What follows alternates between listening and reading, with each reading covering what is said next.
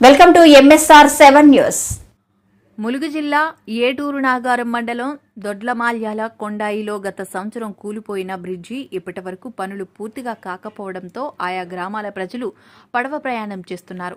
గత సంవత్సరం జూలై 28న భారీ వర్షాల కారణంగా ఊరు మొత్తం మునిగిపోయి 3 గల్లంతైన విషయం తెలిసిందే. కానీ ఇప్పటి వరకు అధికారులు ప్రతిపాదనలు చేశారు కానీ ఎటువంటి మార్పులు జరగలేదని అక్కడున్నటువంటి గ్రామస్తులు కోరుతున్నారు.